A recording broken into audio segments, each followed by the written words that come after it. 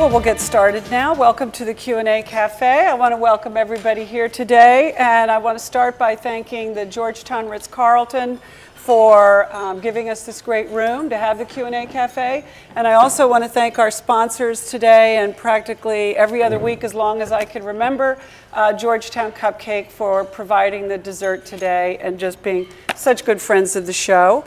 And to welcome John and Mark Halperin, John Heilemann. And the book is Game Change. Can I just hold it right up there? Maybe you can buy it in your bookstore. It seems to be selling out a lot. Now, you can only look at your blackberries if you're going to give us some hot scoop. It's a deal. Okay? Okay. Who's it from, John Edwards or Elizabeth? Not saying. Well, welcome. I really enjoyed reading the book. It's a terrific book. It is, as they say, a page turner, and I can understand why HBO bought it. When HBO buys it, are they going to do it? Is it going to be as a documentary, or are they going to hire actors to play the parts? The way they envision it is to be the way they did the film Recount. So they'll be hiring actors and actresses to do a very difficult thing. It is going to be a difficult play thing. Such familiar figures. If I could just say one thing, or a couple things, Carol, yes. before we go too far. We're honored to be asked to do this. I grew up in Washington, in Bethesda, actually, and very familiar with this event. So of all the nice things that have happened so far since the book came out, this is amongst the nicest to get a chance to participate in an event like this. So I'll just stop right now. John, can you top that? Is your mic on? I second that emotion. Oh, thank you very much. And we thank you for inviting us, and also everybody for coming out on short notice. The HBO thing was great when we actually sold it to them before we finished writing the book. I mean, literally, you hadn't got to the last page. Well, they were going off the proposal. You want to know the truth? Yeah, no, we don't want to know the truth here. We sold it to them before we'd written a word of the book, and in fact, we sold it to them before we'd really even written the book proposal. I love that. And the other thing I want to say is we did some of the interviews for the book in this room, as a matter of fact.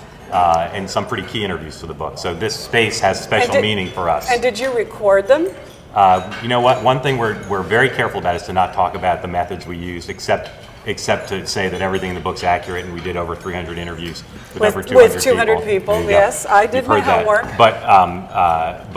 But we did some in this room, so But special you're not space. going to tell us.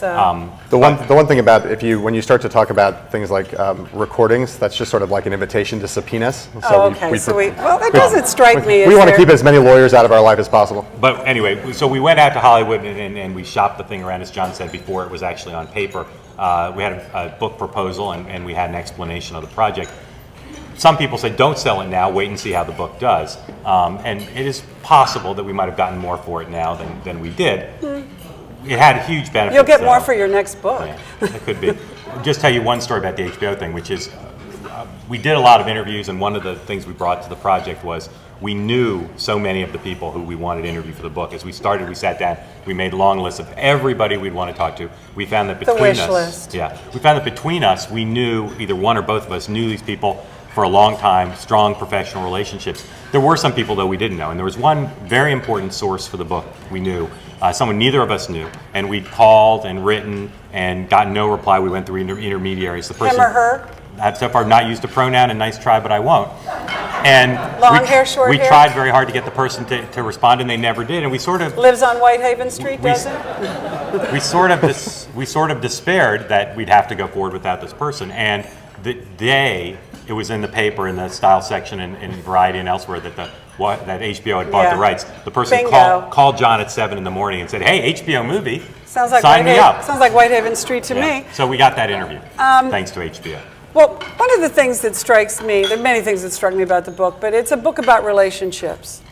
So I'm curious about the relationship between the two of you. I mean, you know, journalists are ego-driven people. I'm sure you both are very capable of functioning on your own, probably could each have written this book on your own. But what brought you together, and how did that happen?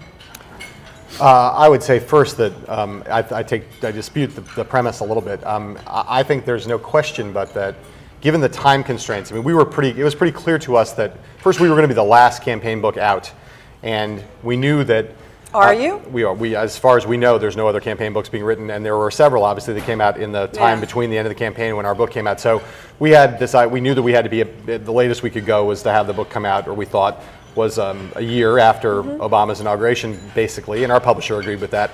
So given the amount of reporting we wanted to do, and given the time that we had, I don't think that actually we could have done this separately, or as I've said on a couple of occasions, that if we had done it separately, the book would have taken twice as long and been half as good.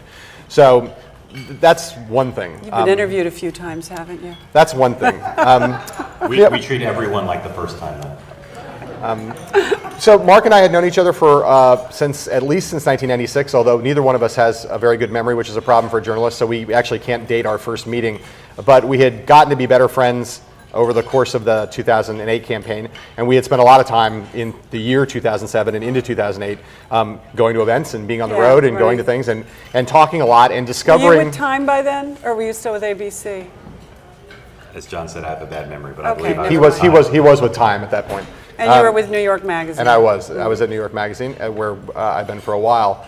And we discovered one thing that was really important even before we thought about it, doing anything in partnership, the predicate for doing something in partnership that turned out to be essential to getting this done, which was that we kind of agreed about most everything in terms of like what was important as the race was unfolding.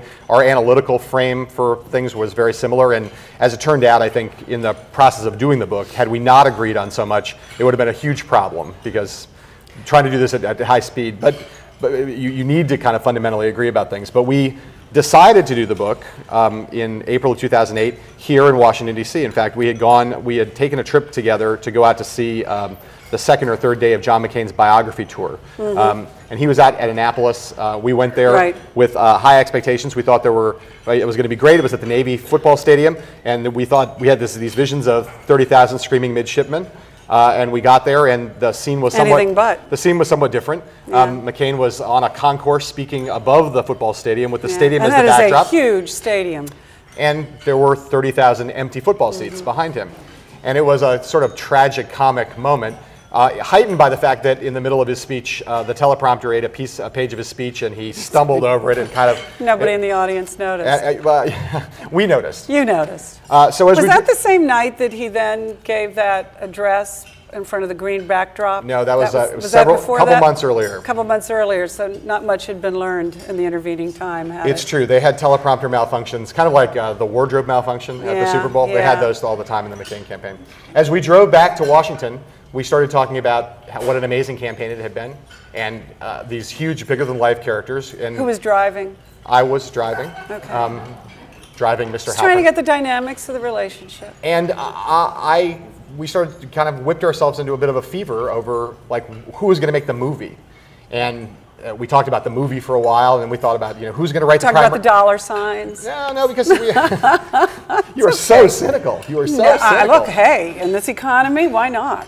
But it seemed like an obvious movie, but we'd never written a screenplay, and then it kind of seemed like an obvious primary colors novel, but neither one of us wrote fiction, so we ended up with what we knew how to do, which was we thought maybe write an account of the book that would be narrative nonfiction. Is the writing equally divided between you two? We did all the interviews together with the exception of a dozen. And then we outlined together, we wrote together, passed back and forth, mostly like by little email. desks across from each by other? email, one in Brooklyn and one in Manhattan.